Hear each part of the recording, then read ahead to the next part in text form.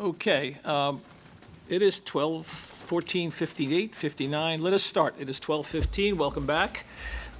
And we're going to start with Mr. Bruggeman. Now, you introduced a piece of legislation that I thought was going to run a little longer than quick, so that's why we stopped. And let us pick it up from there. And would you reintroduce it, sir? Yes. Thank you. We're currently considering SB 1067, and this bill would require all healing arts boards to establish a process for expedited processing of license applications for applicants to demonstrate they will be serving a medically underserved area or a medically underserved population as currently defined in the Health and Safety Code.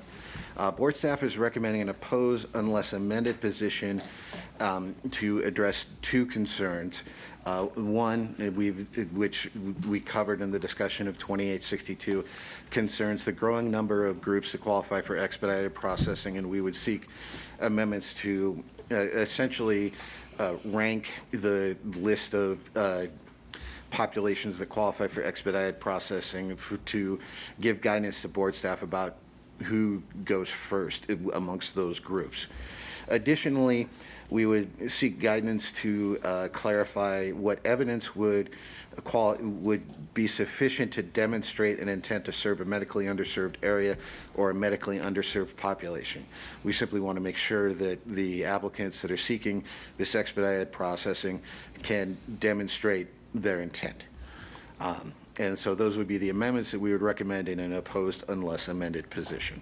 What did we do on the other bill? Oppose unless amended? Yes, we had other concerns with that particular legislation that went beyond the areas that I'm specifying here, but we had similar concerns with that bill. Similar. All right. Ms. McKenzie. Oh, sorry. Counsel.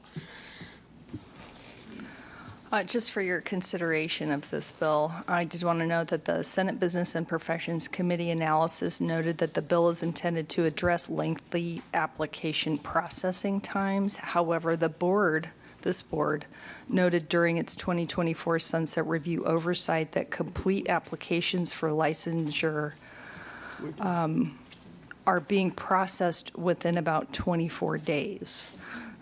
So the board is actually processing applications pretty quickly. There's currently no opposition to the bill, but again, as Mr. Bruggeman mentioned, the board may want to request clarification as to the numerical priority of which type of applicant the board has to expedite, given the existing mandates to expedite military member and spouse or domestic partner licenses and registrations and refugees. And the application priority that would be required under the other bill, AB 2862, as well as the documentation to prove qualification for this expedited license application. So we're doing well. Okay. Where are we? Ms. McKenzie, go ahead. Okay, well, see, so I was going to ask how long our license processing takes, so you answered that question. And the reason I was asking is because as we keep, it seems like we're seeing a whole bunch of, or multiple of these expediting. And so my question is mostly like, what problem are we trying to solve? And if we have a 24-day processing of applications, to me, that doesn't seem like it's a problem at all.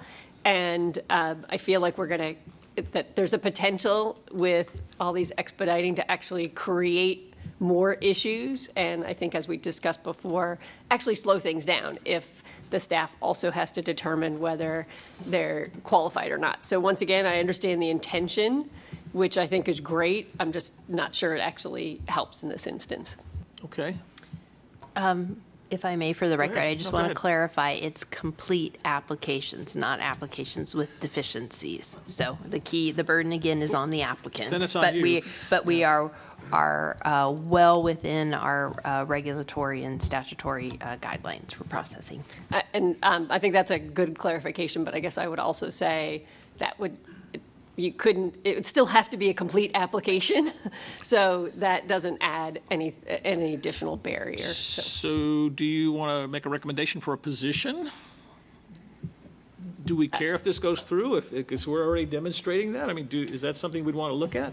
I mean, I guess I'm recommending opposing, and in this instance, I'm not sure I'm not sure if there's an amendment that helps, but I'm not opposed to an amendment if someone Yeah, has one. there's also the issue that we raise here in our recommendation that we would simply seek guidance about the documentation that should be required to demonstrate intent to serve in an underserved population or in an underserved area. So we would. And, Go ahead. oh, I'm sorry, and the order of priority, because that's the issue, is where is this going to fall with our other expedited licenses? So we could again, as we did in the other one, we could say oppose unless amended, and the amendment would be for delineation of the factors that were just mentioned. That make some sense? Okay, I'll And, Counsel. and delegate authority to the executive committee and executive officer to If we can communicate see the it. board, to communicate with the legislature, the bill's authored stakeholders, to resolve the board's concerns.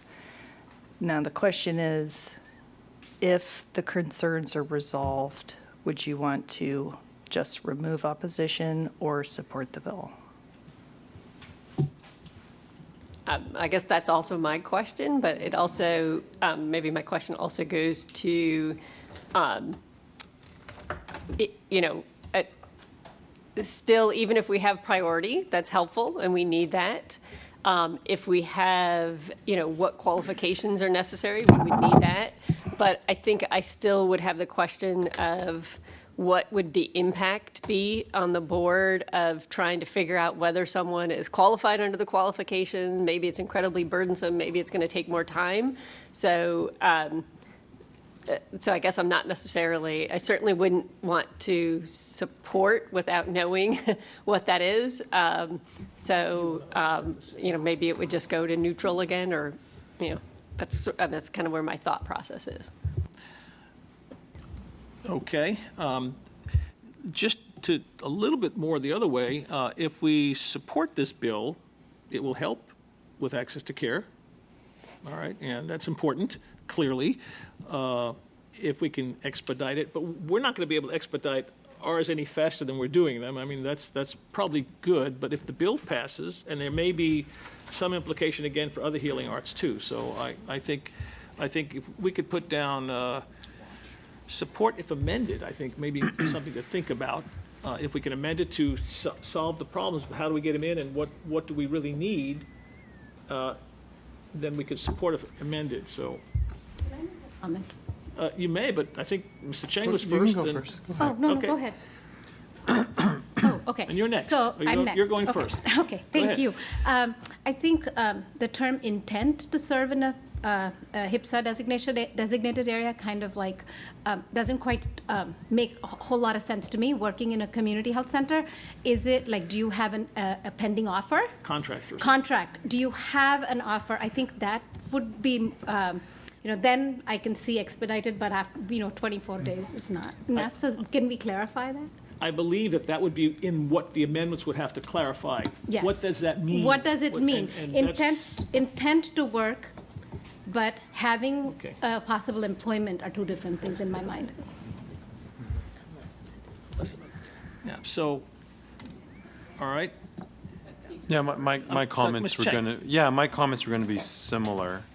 I kind of look at it in the inverse is, well, if your application is not expedited, are you not gonna serve a medically underserved locale or population, That's an right? And so, individual's obviously no, choice. that's right. And so I think if this would add what Member McKenzie mentioned could be onerous and burdensome for the board in that they're already rapidly processing and reviewing applications, I don't think it's necessary. So do we want to, we haven't really got any, go ahead, Dr. McKenzie. I think Mr. McKenzie. I have kind of maybe a comment or question to go with that, or maybe part of the letter or the recommendation, the amendment recommendation could be related to an exclusion for licensing that takes less than 60 days Oh, or I- something, so that I don't think we if there is a board that, or, we can discuss the timing, but if there's a board that takes a lot longer, then maybe it's more important. But if the boards really are completing, on average, the licensing is within 24 days, then the burden might not be worth it. But if if a board's taking 6 months, then maybe it is worth it. So maybe there's a, kind of a way of solving that issue by excluding those who are already processing everything quickly, and then it still would help with access for care for those that are not processing quickly. I would think that the bill may not apply to us if it passes, and they say, oh, we're doing 24 days, that's pretty good as opposed to 6 months. No, not without, the way it would be written, not without any exclusion, it would apply to everybody. The language of the bill is specific to healing arts boards. That's the language It's in for the bill. everybody, okay. So if you want to carve out an exemption for the dental board as an amendment, that's a bit of a, That's a stretch. perhaps if That's a you, stretch. yeah, Yeah, I appreciate that you saying that instead of me. I wouldn't recommend an exemption to the dental board. That doesn't seem appropriate to me. I'm thinking, a recommendation of exemptions to those and then have a period of time where we think it really doesn't make much of a difference, So if the Healing Art Board is, if they're responding to everything like within a week, then does it make sense to add additional burden that could make it longer? I mean, just to put it out there. So, but if there is a board that does take 6 months, then I understand how it could be impactful to expedite. So do you have an absolute suggestion for what our position should be? Well, and we I can threw vote out on it? 60 days, but I don't know what Not- others well, think, The 60 days would come in whatever amendments they put on it, in terms of how they're going to set that up. I mean, this is all just a recommendation for them, so it would be to oppose as it is, and then part of the recommendations or amendments are the things we Oppose discussed. unless amended. Right. Okay, well, that's sort of what we did on the other bill, I believe. And then once whatever amendments come through, then you could delegate the authority and, all right, is that a motion? Yes, that'll be a motion. I will second that, okay, because we were kind of talking about different things. And then the final decision could be, once we see the amendments, if we see them. Ms. Welch, Okay, so the motion is to oppose unless amended, right? delegate, The authorities. and then what? No position or support? Well, If the amendments are adopted, what would the board like their position Right. to be? Would we simply remove the opposition, as I believe was the approved position for AB 2862? the first one, we said, we'll just take away our opposition and let it roll. So I think Right. Just remove opposition. if the amendments include like exemption that I was recommending, then I think we could support afterwards. If it doesn't, if it just tells us priority and specification, then I would go neutral. So that's why we were remove the having this opposition. additional discussion, yeah. All right, so we're talking about oppose unless amended, and the amendments will be seen by the team here, and we will then, at that point, just remove opposition is what you're suggesting, if the amendments are favorable. Well, I think we could delegate to the EO and Yeah, we're looking at executive that. committee. Yeah, okay. And We're I trying to guess, hear as I said, instructions. I feel comfortable supporting, like also saying it's a support if there is an exemption for healing art boards under a certain period of time. don't know Because that they're gonna wanna this do goes that. back Does that again make at like sense, Mr. trying to Bruggeman? figure out what problem we're trying to solve. If they don't do it, then we will just remove opposition, Correct. and if they do it, we will support it. Okay, we'll try to remember that, okay. All right, Ms. Welch, we have to make a decision. Yeah. Okay, as I understand the board's desire in this conversation, it would be a motion to oppose unless amended, to provide a list of priority for these applications, clarify the documents required to satisfy the requirements in the bill, clarify intent to serve in a rural area, and if only those amendments are taken, remove opposition, but if a fifth amendment is taken to exempt boards who are processing licenses for complete licensure within a time frame recommending 60 days, then the board would support the bill. Perfect. I would make one suggestion. I wouldn't say rural area, I would say underserved area. That's a better way to put that. Okay. Okay? And that's what you just moved. Well done. And did we get a second to that? That's me. I seconded it. Okay, that's been a while. All right, so any further board discussion on that? All right, is there any public comment on that? I see movement, but no standing. Okay, very good. Let's take the motion. Let's take the vote. Dr. Loren, if you will. Motion as stated, Chan, Chan, aye. Cheng, Chang, aye. Cheng, aye. David, absent. Felsenfeld, Felsenfeld, aye. aye. Forge, absent. Larin, aye. McKenzie, Mackenzie, yes. McKenzie, yes. Medina, Medina, aye. Medina, aye. Molina, Molina, aye. Molina, aye. Olage, Olagi, aye. Olage, aye. Pacheco, Checo, yes. Pacheco, aye. Takur, Takur, aye. Takur, aye. You, UI. you, aye. Motion passes. Okay, thank you. All right. Are we done? We are not. We are Okay. left with I the thought we had sunset something else to bill. do. Let's go, Mr. Bruggeman. SB 1453 is the board's sunset bill. It will extend the authority of the boards to operate to January 1st of 2029. It as presently written, it includes the language that was in AB 2242, revising several of the dental assisting statutes. Additionally, the bill includes all of the legislative proposals approved by the board up until this meeting. Specifically, so the items that the board has approved at this meeting are not currently in the bill, but we have been given direction through your motions to recommend to the legislature to adopt those proposals approved today. So at this point, I would like to defer to Dr. Montez and Ms. Welsh, because we have some materials that address a lot of the feedback that we have received from stakeholders on the bill. Again, this is not it is the dental board's sunset bill, but it is not the dental board's sponsored legislation. No, it's So not our bill. we have limited, we can make recommendations, we're not dictating terms. And so the idea here is that this material will help facilitate the discussion to accommodate the feedback that we have received and the board staff's consideration of that feedback. So, Dr. Montez, is there anything else?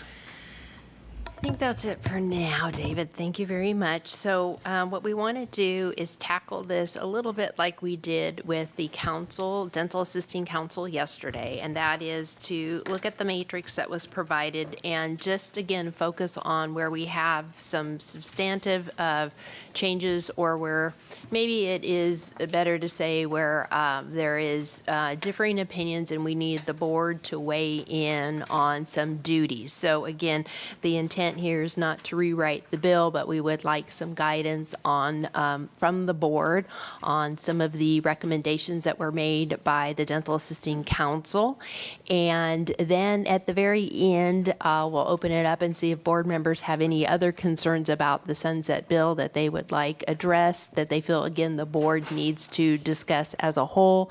And then we would really like to conclude with the board authorizing the executive committee and the EO to go through and make those non-substantive edits where we see differences between the ledge proposal and what was transcribed into the sunset bill. And again, those typos, inadvertent words, terms that were omitted. So again, we don't want to spend a lot of time going on those pieces, but where we really would like to spend some time on is that first issue with the orthodontic assistant permits and the sedation. So this was having to do with Section 1750.2A1. This is again where there was concern about our OAPs having that 6 months or that 12 months of verifiable work experience as a dental assistant, and it had been negotiated in 481, AB 481, to remove this requirement for our orthodontic assistant permits, and then it also inadvertently got added apply, I should say, to the dental sedation permits. And as our council spoke yesterday, they are opposed to removing this requirement. So we're asking the board to provide a dialogue and help give some guidance in terms of what we would like to provide to the Business and Professions Committee on how, or what are the expectations. So at this point, I'll turn it over to the board, Dr. Felsenfeld, to have a conversation as to whether or not our OA applicants should be having work experience prior to taking their course and prior to applying for this permit. Okay, guys, that's the question. What do you think? Yes, Dr. Chan. Microphone, please. So, two parts. First of all, you have the didactic or the coursework. And then the second part was the practical. So, in terms of learning, we can read the words, but you don't know what the words mean or how it's applied. So it is very appropriate to have practical experiences after that. So I'm supportive of including the how many months afterwards. You've got to learn what the words mean. The risk is that if you don't translate the practical applications, you can actually create harm. For example, in orthodonticus, applying brackets, you can get caries underneath, you can get scarring underneath because you didn't do it according to what the book said. Thank you. So you think some practical experience would be necessary? That we should not eliminate this, So put something back in there? it should continue as it is in current law, that the permitting process is working the way it is. Yes. Okay. Okay. Is there any other discussion by board members? All right. We're going to have to, I guess, take a vote on each of these things and all that, and go through public comment, and that's fine if that's what we have to do. So we want to eliminate the wording. We want to leave it as it is with the 12 months of experience. 6 months. 6 months. I would just say maintain the current OAP and dental sedation permit requirements, and then we can knock out both of those right away. Will that work? Okay. Okay. All right, someone should. So, all right. Maintain the current requirements for the OAP and the DSA. Okay. Okay. Mackenzie, second. We have a second there. Dr. Chan is the maker, and then Ms. McKenzie is second. Any other board member discussion on that? Is there any? Yes, indeed. Come on up, Ms. Randolph. That's all right. Take your time. All right, and public comment. All right, Melody Randolph, representing the Dental Assisting Alliance. We believe that every level of license or permit should have required work experience and education, which we believe is important for public safety. The ortho assistant permit requires the assistant to take the 84-hour course. However, the majority of their experience is working on the job. We know that the exams are sound because the exam they have to take because of the rigorous work that OPES does, but the work experience is where they get their practical training. I'm trying to shorten it here and it's not working. The work experience being required is vital for the assistant to be able to pass the OAP exam. So if we take out the work experience, the pass rate may even go down further, which it's already at a 50%, which makes additional barrier to licensure and extra costs for them taking the exam more than once. Thank you. Any other public comment? Hello, Tuka Zokai representing the California Dental Association, and CDA would like to recommend removing the 6-month work experience prior to starting the OAP course.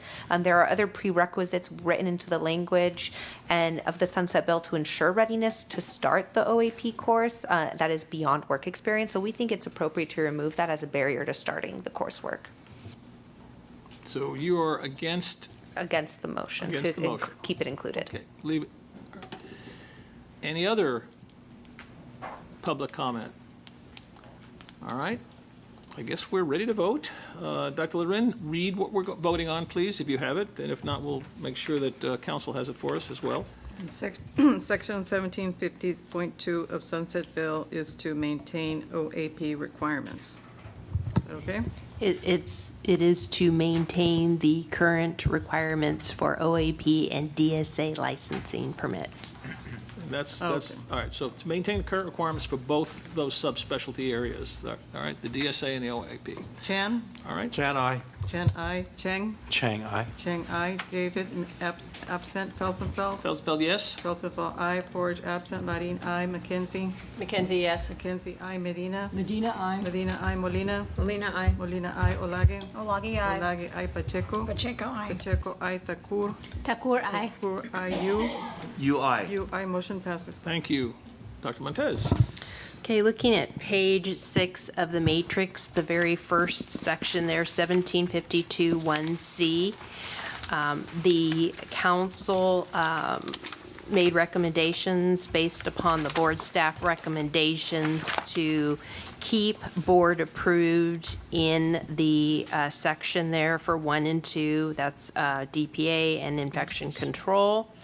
And then also the recommendation to add the Pitt and Fisher sealants course. And then also we wanted the council to discuss which courses should be taken within 5 years of application and make edits as needed throughout the bill.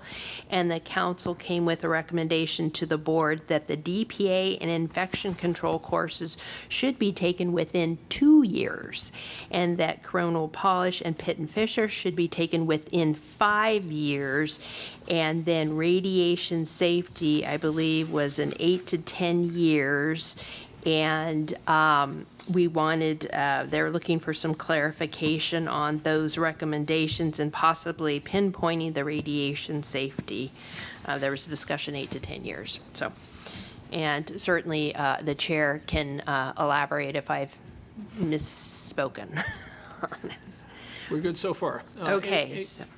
Any board discussion on that? You want to review real quick the number of years for each of those, just so we make sure we all understand what it's supposed to be? And 8 to 10, are we going to leave it 8 to 10? We have to pick one of those, I think. Yeah, 10? you need to pick one. So 10. it's a safety issue. So All right. how soon or how recent should that course have been taken at the time of their application for licensure?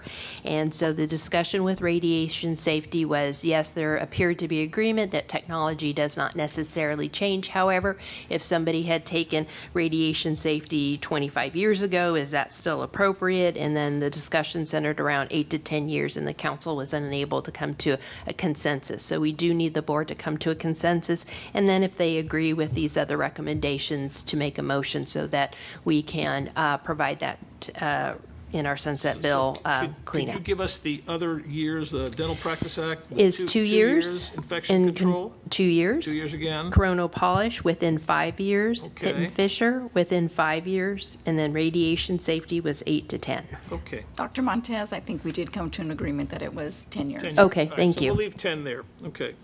All right, so is there discussion on that and our position relative to Dr. Chan? With recommending 10 years, it's anecdotal, because industry moves faster than regs do, and moves faster than the incidences of what goes wrong. So we have not just digital x-rays, we have cone beam, which is a relatively new within the last 10 years, and it's emerging very quickly. We don't know yet. There are unknowns yet. So 10 years for now seems to be okay, but just to keep in mind, industry moves much faster than us. Okay. Any other discussions? Do we have a motion on this? I think we'd like one, to incorporate all the years and leave that there on 1752.1. Yes, motion to approve as written. With the 2 years, 2 years, the 2 10 years, years, 2 5 years, years, 10 5 years, 5 Okay, years, 5 years. As we just discussed. So the motion will be to approve this thing for 1752.1C. And to also include adding the Pitt and Fisher sealants course and keeping board approved in that language. So there's Okay. 3 pieces to this. Okay, thank you. Right there, keep board, add that, and that's fine. Okay. Is there any other board discussion on this? Are there, what's that, please? Who seconded it? Sorry, you made the motion. Yeah. Who seconded? I'll second it. Sorry. And we have public comment.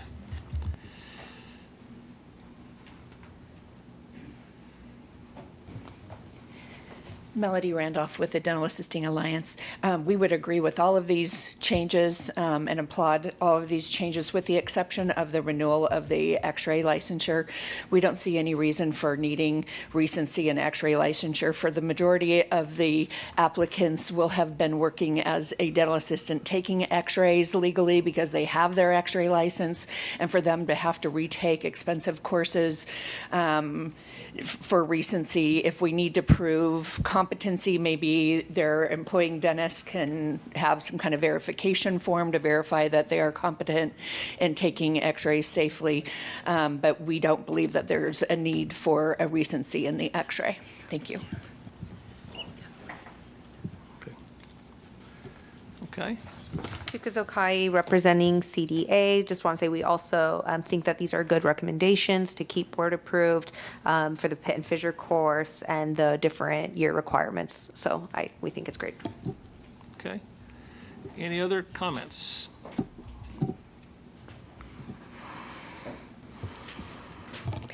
Christy Borkas. I just have a question. So I got my X-ray certification in 1974. I'm licensed RDA and RDA-EF. If I decide I want to take the orthodontic assistant program, do I need to do an 8-hour infection control and redo my X-ray certification? Because I'm a little confused. I don't plan to do that, but just just in case. Because somebody's going to ask me, and I'm not going to know the answer. And then we would just have you email the board and they would take you through the process of applying.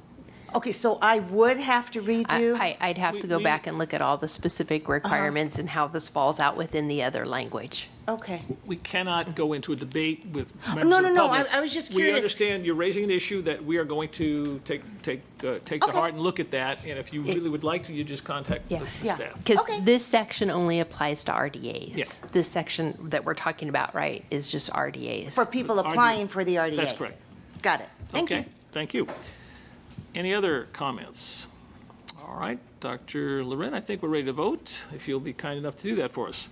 Chan, And I. Chen I, Cheng, Chang, aye. Cheng I, David absent, Felsenfeld, Felsenfeld, yes. Felsenfeld I, Forge absent, Larin I, McKenzie, Mackenzie, yes. McKenzie I, Medina, Medina, I. Medina I, Molina, Molina, I. Molina I, Olage, Olagi, I. Olage I, Pacheco, Pacheco, I. Pacheco I, Takur, Takur, I. Takur I, Ingu. UI. Motion passes. Thank you. Okay, Dr. Montez, what's next? Okay, the next one, and we did not discuss this at the council, but I do want to get the board direction on this. And this is a cleanup, but because it is removing an entire section, I want to, again, have the board make a motion on this. So it's on page 6, same thing, 1752.1 F1 and 2. So it talks about the registered dental assistant applying for orthodontic assistant permit or dental sedation permit. And it's a very confusing section, and essentially, we already have a process in place. We don't need this section, so I just want the board to approve eliminating it. It's extraneous and not needed. And duplicative. Correct. Okay, so we have some discussion about that. Any board discussion on that issue? All right, so we need someone to make a I motion. make a motion to. Thank you, Dr. Loren. Pacheco, second. And Pacheco seconded, thank you. And board discussion on the motion to eliminate this whole section? Seeing none, Ms. Randolph, if you're going to keep coming up, you might rest your knee by sitting there, so it's perfectly fine. We have no objection to that, ma'am. Thank you. Okay. I'd just like to point out, I think there's a corresponding section exactly identical under the DSAP. So it would make sense to eliminate it in both places. Okay, thank you. Any other public comment? All right, Dr. Loren, if you'll take the vote, Chan? and that's to eliminate this. Chan, aye. Chan, aye. Chang? Chang, aye. Chang, aye. David, absent. Felsenfeld? Felsenfeld, yes. Felsenfeld, aye. Forge, absent. Larine, aye. McKenzie? Mackenzie, yes. McKenzie, aye. Medina? Medina, aye. Medina, aye. Molina? Molina, aye. Molina, aye. Olage? Olagi, aye. Olage, aye. Pacheco? Pacheco, aye. Pacheco, aye. Thakur? Takur, aye. Thakur, aye. You? You, aye. You, aye. Motion passes. Okay, thank you, Dr. Loren. Where are we now? So this concludes, I think, the substantial edits. I know the council had some other ones. They're welcome to bring them up. Or, again, I would defer to the board to allow the executive committee and the EO to clean it up. But again, it's up to the board in terms of how much more they would like to discuss. We did have, there were, I think, a section on the orthodontic duties. Again, I don't have significant concerns, but the council may want the board's input. And then, of course, any other comments, concerns, questions that the board as a whole has, I would turn it over now to Dr. Felsenfeld to facilitate that discussion. Is there a discussion about Dr. Chan? On page 1, third column down, 1750F, the wording talks about the employer of a dental assistant. As we see in the marketplace, there are emerging business models that use private equity. That's correct. And in the medical model, hospitals are buying up private practices. The employer is not the physician, the employer is the hospital. How does this apply to non-licensees, and how do we enforce that? Point of questioning. I don't understand enough of that. I think we would have to research that and bring that back to you, because this was a specific legislative proposal that was made by the board and approved. There's some cleanup language that we may consider, but this was a legislative proposal cleanup, but that's a good point. Got another one. Go ahead, sir. Okay, page 2. Realize when we have our regs, there are certain assumptions. And it talks about having to eliminate the word oxygen gases in administration of nitrous oxide. So among the assumptions, there are fail-safe devices. You can't administer nitrous oxide by itself. There are fail-safes that once you turn on the machine, it starts with oxygen. So is it redundant? I don't know. I understand the gist behind it, but there's fail-safes in there.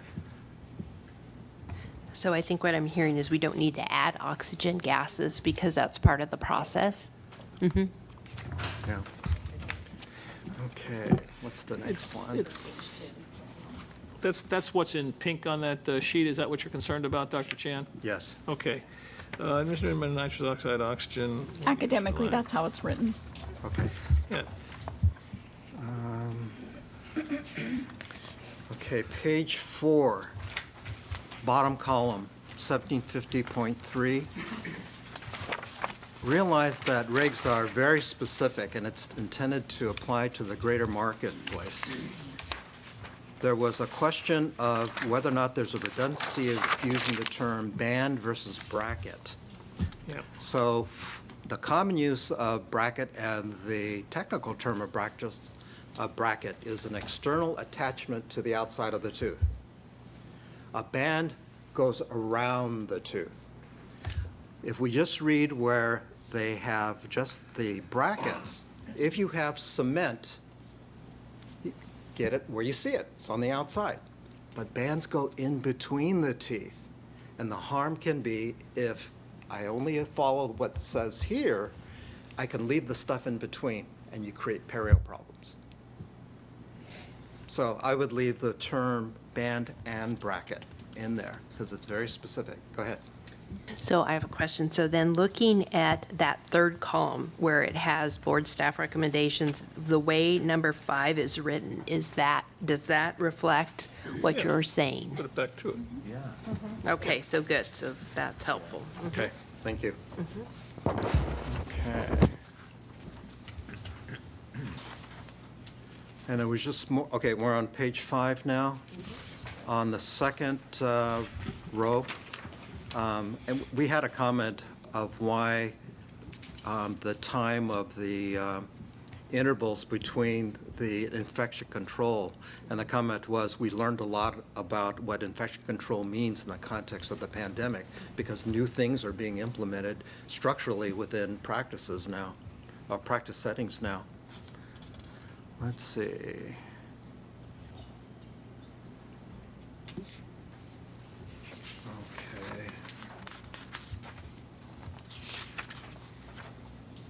Okay, and the last page is page 7, the bottom column. I understand the spirit of what's being asked here, but we have 2 separate boards. How does it work when you have 2 jurisdictions that are different, separate, for enforcement? I don't understand how that works. Well, if there's a, if you're talking about the registered hygienist, if there's a complaint, it goes to Mr. Lum's board and vice versa. And we do share complaints back and forth, refer them back and forth. So this is simply saying, this is clarifying, again, that if you are an RDH, RDH AP, or RDH in extended functions, that is sufficient to get your RDA license, or at least to apply, and then you take the test, and that piece is being added. But again, going back to your original question, we each enforce and discipline our own licensees. So once the RDA is offered, then it's a separate disciplinary action under us. That's correct. Okay, just need that clarification. Yeah, thank you. Is there any other discussion? We have more to do on this sheet, or we're done? Unless the board Unless there's something else, okay, okay. Let's go with Ms. Welsh first, and then we'll go with you, Dr. Liren. So this was a quick matrix prepared by staff, but there are several other new issues that have arisen. So when the board is considering to take action to further amend SB 1453, we're hoping to include, or at least ensure, all of the board's approved legislative proposals are properly reflected in SB 1453.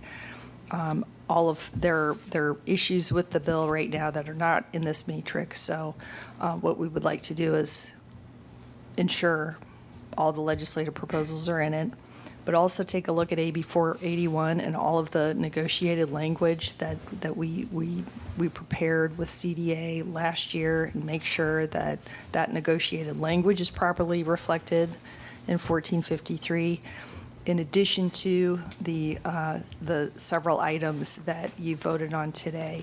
So I just, I'm making this note that this needs to be further revised to include board's sunset review proposals, AB 481 negotiated language, and this stuff, and anything else that you come up with. There was a second person who wanted to speak. Oh, yeah. Dr. Liren? Yeah, well, this is outside the sunset bill. I just Okay. wanted to know why we skipped some of these bills in giving our positions, because there's one that I would like to see if we could put a position on, AB 2630, page 186. So I would suggest we wrap this bill up and then go back to Dr. Loren's bill, her question. Okay, Is that I thought okay? he was going to We're stop. probably going to have a little bit more on this bill. Yeah, so Oh, you let's see if we can wrap this one up and then move on to, Don't forget. No, that's fine. Okay. I thought we would. All right, where are we at? We, anyone else have anything else on these sheets? Are you standing up, Ms. Becker? Come on over.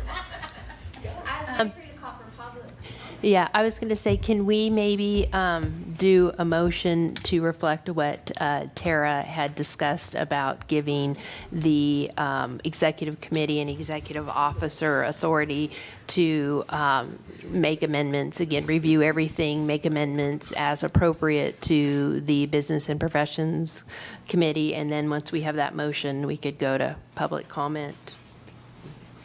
So to clarify, we're finishing with the sunset review bill?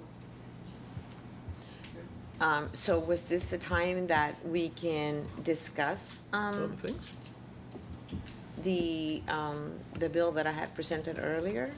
We're not done with this. I thought that's believe what I we're just asked. considering your proposal for the later agenda item for items for future agenda items would be placed on the agenda for future meetings, because the proposal that you have needs to be publicly noticed. We would not be able to officially vote on it at this meeting. But I wanted to include it in the sunset review bill, which is what we're discussing now. Yes, we are discussing the sunset review bill now. But we already voted on not including this text in the sunset bill when we voted on the bill, correct? Yes. So we're not inserting new language into the bill. We're looking at cleaning up the existing language of the bill. We're not we're not going through and creating a new bill, because again, this isn't our bill. It's not like a legislative proposal. So we're simply trying to take what we had in AB 41 that got put into the sunset bill and our legislative proposals and clean those up. Because what happened is when it went from the various entities that had the bill, pieces were left out, like the word dentist and other things like that. So what we're trying to do, it's my understanding, Tara, you can clarify if I'm off, is we're just trying to correct these, and where there seems to be confusion over how it was entered. And again, this isn't our bill, so this was the Business and Professions Committee and their legislative counsel and their proofer putting everything together. And so we're just trying to clean that up. All right. Where are we? Do we have anything more on sunset? On 1543? Yeah, because there are so many dental assisting statutes included in SB 1453, I would recommend that your motion to delegate communication with the legislature, stakeholders, and legislative committees also include the Dental Assisting Council chair in those communications, or at least review of the proposed revisions before submitting them to a legislative committee. Okay. Do we need to make a separate motion to do that? I think we No, probably- no, just one motion? one big motion. All right, so let's, we're talking about delegating all of the review relative to, I never remember the number, 1543, the sunset bill, to the executive officer, the executive team here, what do we call the? Committee. The executive committee, and to include the chair of the dental assisting council as needed for those areas relative to dental assisting. Yep. That's a motion. I just made it, I think. All right. Okay. Who wants to second it? Anybody? Nobody? Pacheco, second. Yeah. Okay. We'll let Dr. Pacheco, Ms. Pacheco do that, because it's going to be our workload. All right. Is there any further board discussion on this? All right.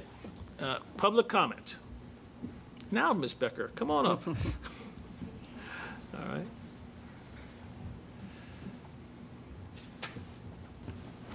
Thank you. Thank you. Sherry Becker, representing the Alliance. Just very quickly, on page 4, please, at the bottom, section 1750.3A3 and 5. The Alliance has concern, I know the recommendation was to strike number 3. Part of the concern remains in number 5. with the word attachments, with the removal of orthodontic bands, brackets, and attachments. The concern is that really to remove an attachment requires the handpiece, and there's already confusion on whether or not a handpiece can actually be legally used. And for this procedure, really to remove an attachment, it would require a handpiece. So that is our concern with that, and would ask that that be looked at and possibly removed. But only with 5 and not with 3. I believe the recommendation was that 3 was redundant and was captured in 5, so thank you.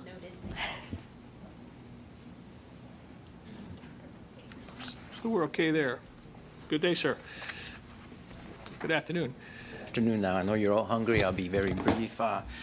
Just by way of information, when Dolores Huerta sponsored the other bill, it was Assemblymember Berman who was very insistent that we pursue this matter through your sunset review process, because it was through the sunset review process that the approval was taken away. So in full disclosure, we will continue to work on that bill to see if we can get language that is favorable to us. I want to convey that to you. Certainly. In good nature. 2 points of clarification. One, I fully understand, Dr. Felsenfield, that the board does not have the expertise to evaluate foreign dental schools. And as I look at each one of you, I am sure you don't. I'm convinced you don't. That's a good thing to say or not, but yes, sir, go ahead. Well, it's because the way the process has worked, none of you had to kick the tires.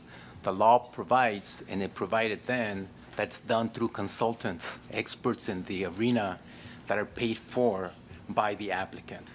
I think the messaging was that all of you may have to go down to some country and evaluate a foreign dental school. That is not the case at all. Just wanted to put that out as a clarification issue.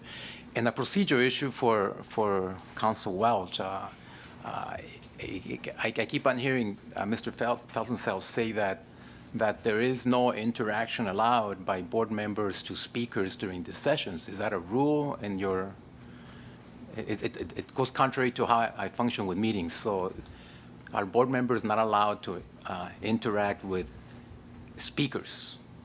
If they have a question, is that a rule, or is it because he said it 3 times? Well, normally, we would not respond to a question because this is a time for public comment, not engagement with the board members individually. And the instructions at the beginning of each meeting advise the public of that issue, that public comment is not an opportunity to engage each board member, but a time to provide individual comment on the board's action or potential action or matters before the board. So that's, I'm responding for that reason, just to explain that the board doesn't, engage in a back and forth dialogue with, during the public comment period. So in effect, is the board precluded from engaging a speaker if they have a specific question that that speaker is presenting?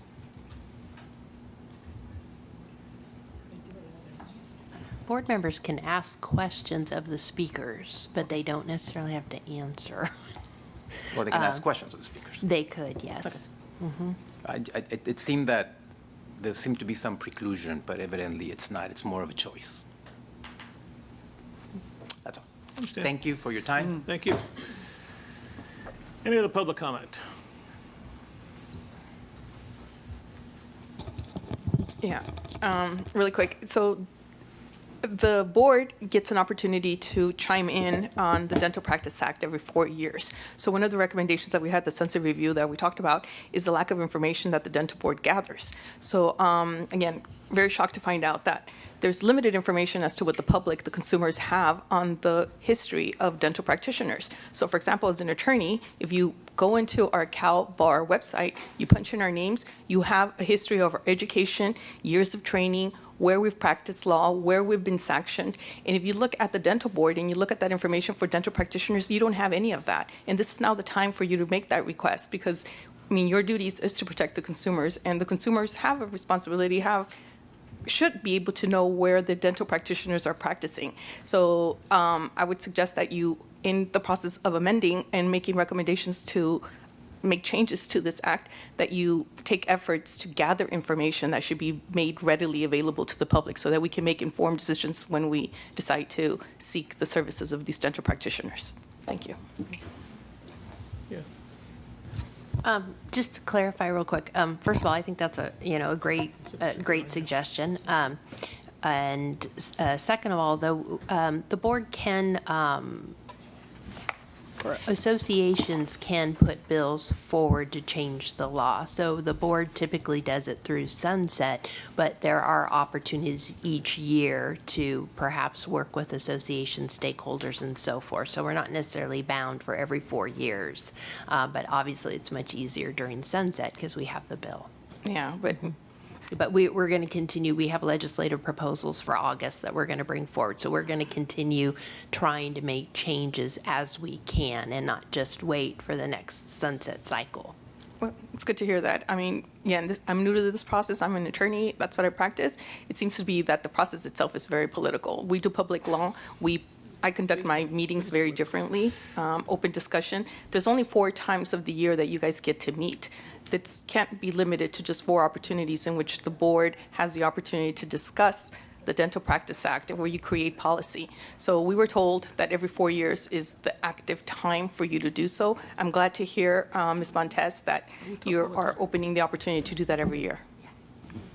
Yes, please. Take a look at Assembly Bill 1991. It changes the Business and Professions Code Section 502. This is a statute that requires the certain boards, and I think all the healing arts boards too, ask their licensees certain questions to collect data that's really important about access to care issues. And one of the things that AB 1991 would require the boards to the data to collect is area of practice or specialty. There's many pieces of information that the bill would require the board to collect, but this is the kind of statute that would be important for this board. We wouldn't have to include it in a sunset bill because it's required under a general BPC section. So there are efforts to collect this data eventually, so perhaps that resolves your concern. But even as a policy discussion, you need legislation to mandate requiring information from practitioners that are providing services to consumers? Absolutely, because you're collecting information about the licensees, and then we are required to maintain that information, and we need statutory authority to collect it so that we can maintain it. We also need safeguards of that information because some of this stuff, particularly with transgender licensees, we need to protect certain licensees and their information, their confidentiality. So, yeah, there are specific parameters about the information that this board can collect. I think 1991 actually would require licensees to provide that information.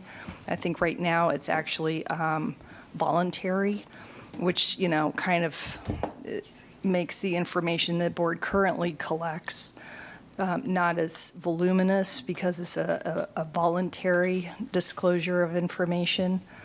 And this would make it mandatory. It wouldn't affect the licensure itself, but it would make this information mandatory to be provided to the board, which will absolutely help identify more areas and types of communities that are underserved. But yeah, we have to have authority to collect data. Okay, great. I mean, that would definitely be helpful. I mean, the reason why we were able to come here with data on 700 dentists that are, graduated from these schools is because we literally had to do that research on our own, which is very contrary to protecting the consumers. So, thank you. Thank you.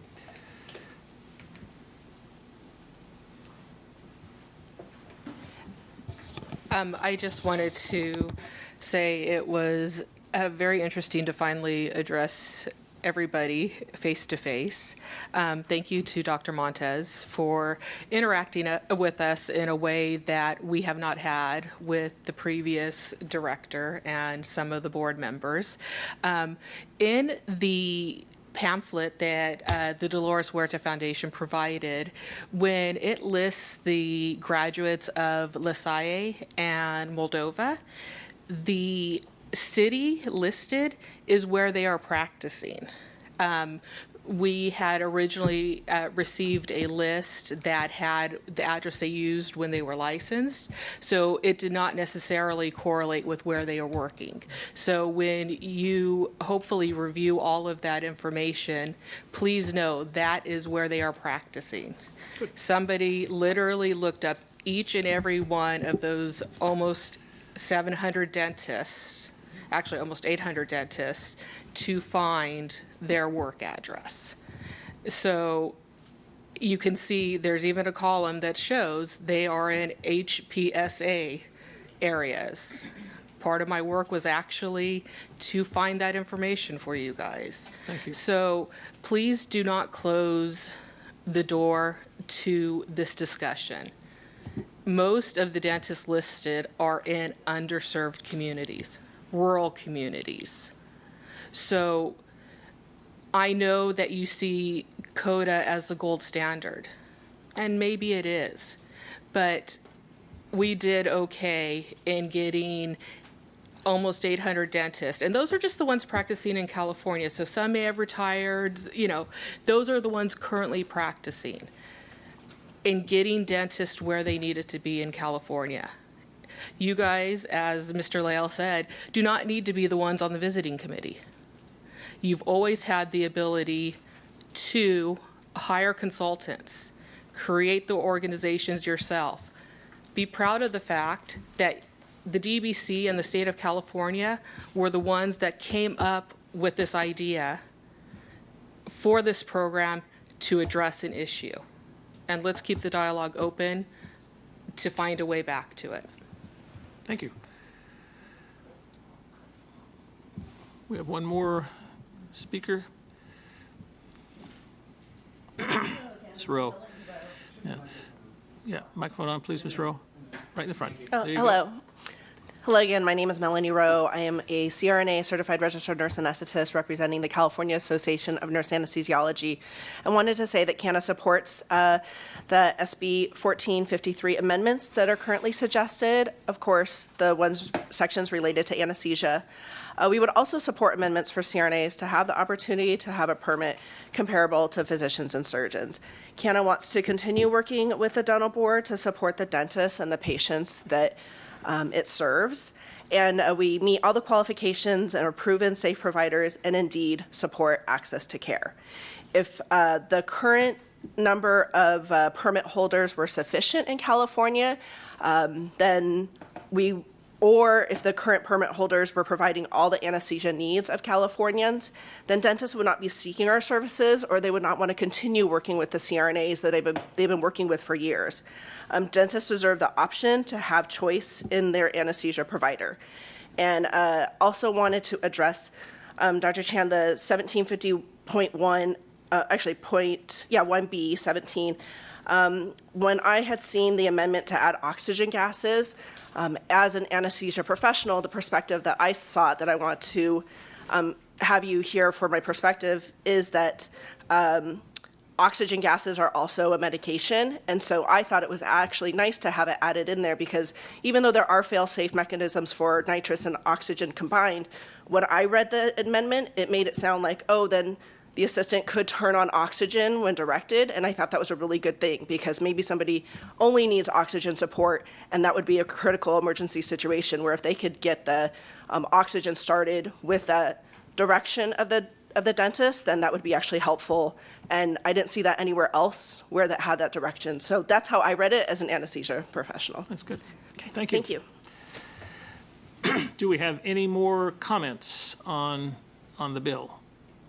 Do we have to make a motion? We already have the motion. Motion's there, and we're still let's repeat the motion, because it's been a while. Do you have the motion written, Doctor? I think this was the Is there any additional board comment, because we just had a significant comment about the oxygen gases? Anybody want to make a change? question is, that we just heard from Ms. Rowe about the oxygen gases, and do we want to change anything or make any comments or changes? I think it sits well in there, frankly, from a standpoint of someone who actually does anesthesia from time to time. I don't see what we have to make it. It's good, what's written there is fine, is what I'm thinking, unless you're asking me something else. Not, well, the word gases is probably not necessary, because nitrous oxide, oxygen is a combination of, and that's what's given. You don't need to, the word gases is superfluous. It doesn't hurt to have it there. But you can give oxygen by itself. You cannot give nitrous oxide by itself.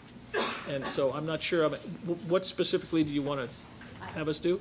I had written not needed question mark 3 to the executive committee because I heard Ms. Pacheco say in the education forum, it's there. Okay. And Dr. Chan said it's not necessary. We've heard it's helpful. So again, we can go back and do some research and discussion and that we were leaving it to the executive committee. That's fine. And- This is not a huge issue here.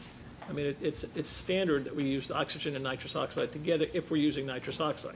And I think Ms. Rowe is correct. If we have someone that needs oxygen because they're needing oxygen, we use that alone, and that's fine. And we'll look at that a little bit more as time goes on. All right.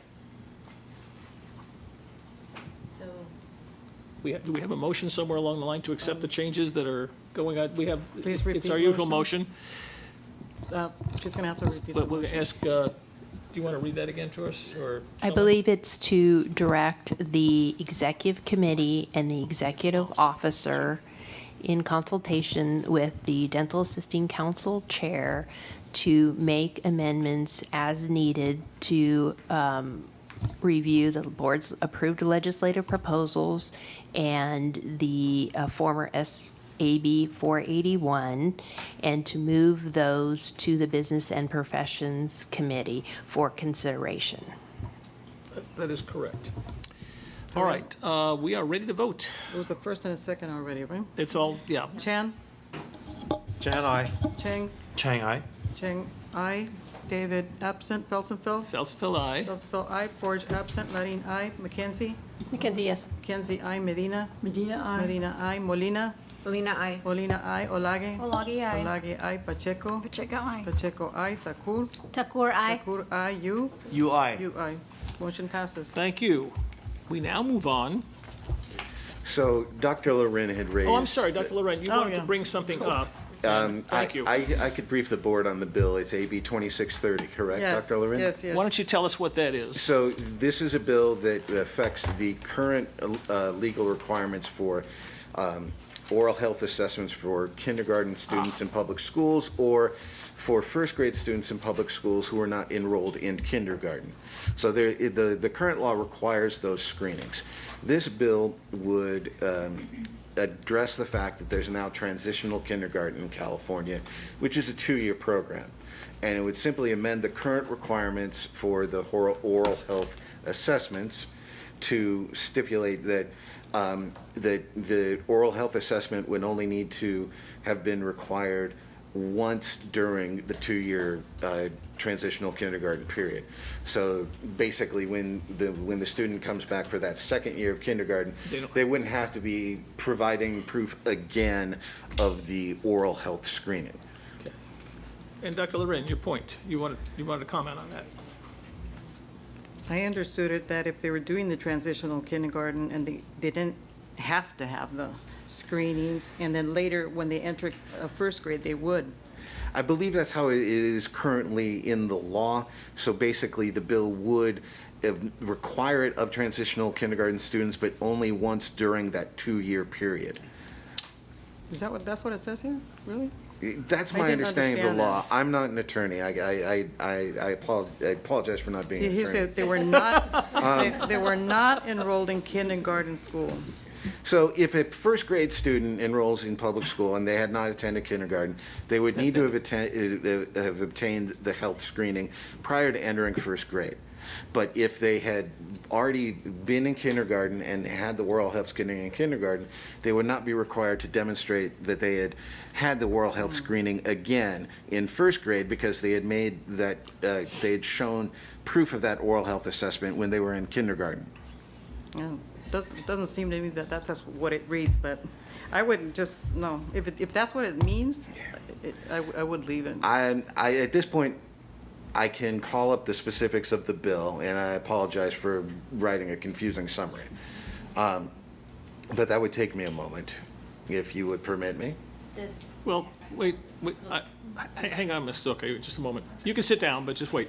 Are you okay with the way it's written then, is what I'm hearing? If it's correct, what he's saying is fine. But if it's not including the people the students that didn't go to kindergarten prior, and We're looking it up right now, so let's hang on for a couple seconds. My understanding of the legislation is that it is intended to include the transitional kindergarten students in the requirement for the oral health screening. But because it's a 2-year program, it doesn't require that they provide that proof each year of that 2-year program. if that's the way it is, it's fine. The way it is written. And then if that is so, how come we're not supporting it? How come we don't have a position? So generally speaking, because I don't I don't provide recommendations on bills that address codes outside of the Dental Practice Act or the Business and Professions Code, because then you would see me about twice as much, and I think I'm pushing your tolerances as it is.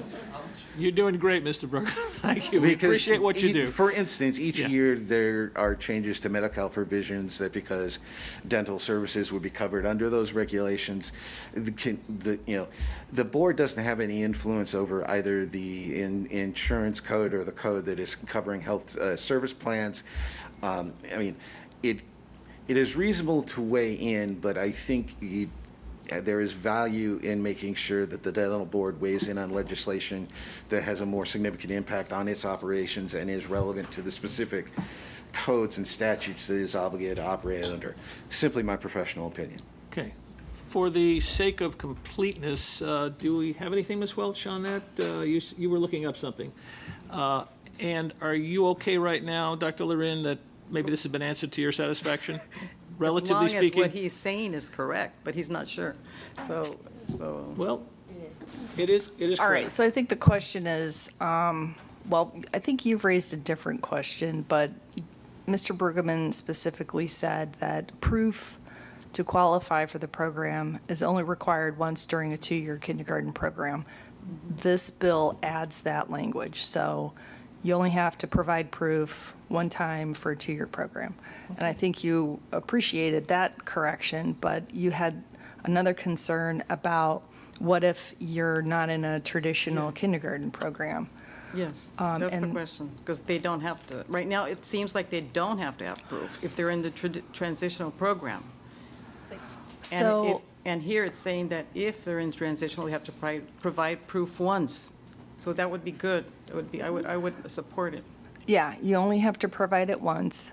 And existing law provides a pupil while enrolled in kindergarten in a public school or while enrolled in first grade in a public school.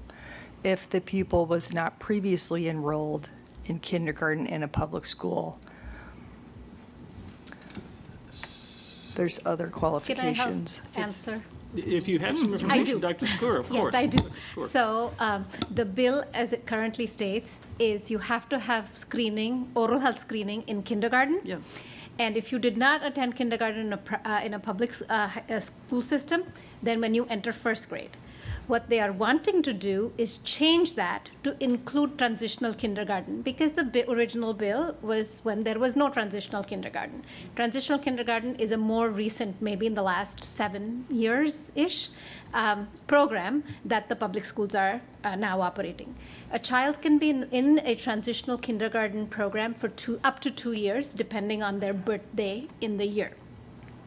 So what the bill now wants to say is in the 2 years of transitional kindergarten, we want you to have the screening so that earlier diagnosis is possible. That is exactly what I was thinking it was. So that is what it says. So that's exactly what I thought it was. And I would say that we'd approve it. I mean, that we support it. All right, so we're clear on what it is. Do we want to take a position is, I think, what you're asking now. That's what I want to know. I mean, we do want to see more. Yeah, so Dr. Chen, were you going to ask a question? I see your signs on its edge there. Well, That's an old thing. Go ahead. this is a Well, you're a footnote. pediatric dentist, right? This is a footnote. So some 30 years ago, I was involved with the Dental Association forwarding this legislation. It's oral health assessments prior to kindergarten, not during. It's prior before. to. And it was to identify unidentified care. And you realize government is complicated. How come they don't just do this? Now, as we read this, one of the pieces in there, it's only for public schools, not for private schools. Okay. Exactly right. All right. So can we have a support? That's, Can we you want to make a support it? motion that we do that? Yeah, That's I'd up like to to you. make a motion to put a place support. Oops, I closed it. I don't remember. What number was it? AB 2630 is the bill. I would move to No reason why we can't take a support. position on the bill. All right, and Yes. Dr. Thakur, do you want to second that as a pediatric dentist? Dr. Chan? Sure. Go back in history Yes, and I'll talk about second. what it was like in the old days. All right, so we have that and a second. Is there any board discussion on this? Is there any public comment on children getting screened? Oh, Misaka, you've been sitting there for a long time. What can we do? Well, for you? just, I could offer some clarification as well. So this bill is being brought forward by Children Now, working really closely with CDA. A lot of the reason that we recommend this cleanup language is because when there are the screenings submitted, it then goes to the school superintendent and the local education leaders, and they were very confused about, like, well, what's transitional kindergarten, what's kindergarten, what are we collecting? So not only is this better for prevention, but it also really helps support the government process of, who is included, how often do they need to do it, so we have better data, so individuals aren't counted twice or completely missed. So this also helps with our data collection to really understand the burden of disease for those that are in kindergarten age level, so transitional. So CDA does support this bill and supports your motion. Thank you.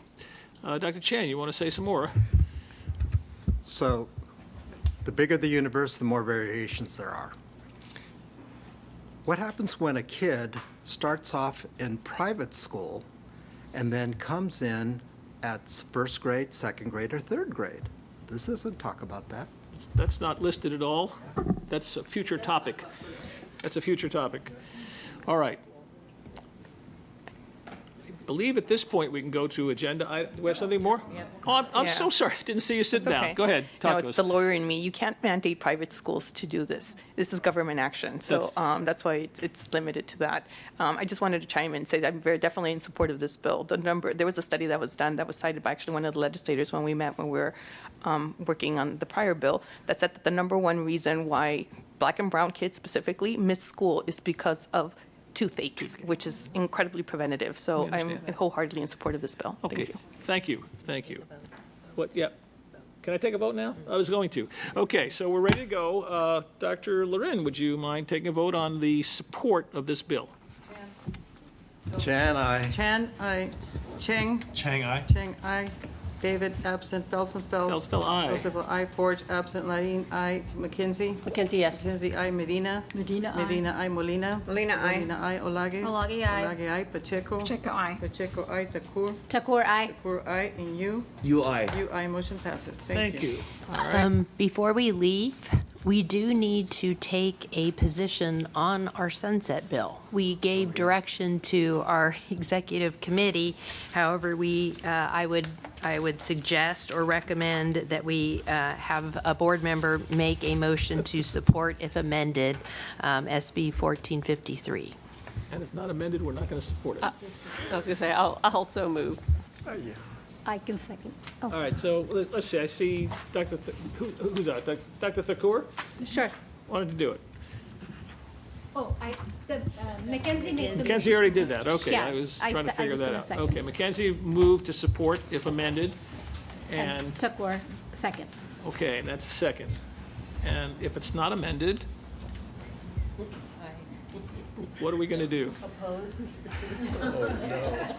No, I don't think that's going to happen. So let's do this, support if amended, and we can put on the thing that the executive officer, the executive committee can delegate and make whatever decisions are important based on whatever amendments come through. The amendments are the ones we talked about earlier, obviously, and, you know, we're still probably going to support it, I'm guessing, because otherwise we don't come back next week. But And, you know, that's, I guess, no, yeah, delegate as long as the board's concerns are resolved. yeah, as best as possible. What if they take, if there's one thing they don't do and we like everything else, we're still going to, I mean, the ultimate, there's something in there that says we should continue on at the very end of it. All right, so anyway, support if amended, delegate to the executive officer and executive committee, and we have all that down. Okay, that's our language. Chan? Wait, public comments. Oh, Public sorry. comment. Oh, man. All right, we have this. Is there public comment on that? Seeing none, go. Chan? Chan, aye. Chan, aye. Cheng? Chang, aye. Cheng, aye. David, absent. Belsenfeld? Belsenfeld, aye. Belsenfeld, aye. Forge, absent. Marine, aye. McKenzie? McKenzie, yes. McKenzie, aye. Medina? Medina, aye. Medina, aye. Molina? Molina, aye. Molina, aye. Molage? Molagi, aye. Molage, aye. Pacheco? Pacheco, aye. Pacheco, aye. Thakur? Takur, aye. Thakur, aye. You? You, aye. You, aye. Motion passes. All right, we are now, I think, on item number 25, which is our last item, and that is for public comment on future agenda items. Now, Dr. Molina, you would like to, not public, but you're a member of the board, obviously, but you'd like to add something for future consideration? Yes, I would like to, Microphone, and we're not going to respond to any of these, you just tell us what they are, and we're going to write them down, and we'll generate what we can. I move to create a pilot program with both the La Salle and Moldova for a duration of 10 years, and then have the staff oversee its development, because 10 years is enough time to see the classes graduate in practice for 2 years in an area of need. Since our mission is mandates to see that our profession, not our profession, that our the consumers are protected and also given access to care. You would like us to look into this. You say you made a motion. We're not going to make a motion out of it today. But that being said, if you'll give us all that text since you're on the board, just give that to Dr. Montez, and we'll pick it up from there. Okay? Thank you. Is there any other public comment on items that are not on the agenda, things you'd like us to talk about in the future? I am seeing none. That being said, thank you to our board staff. You guys have worked extremely hard, and it's not over yet. Board members, you have worked extremely hard, and for most of you, it's over. And also the public comment, very robust today. I know it went back and forth a little bit, but it was very nice to see this much public comment, emotional issues to be sure. And also, thank you for your assistance. And this concludes the May 14th and 15th, 2024 quarterly board meeting. The meeting is adjourned. I want to do this.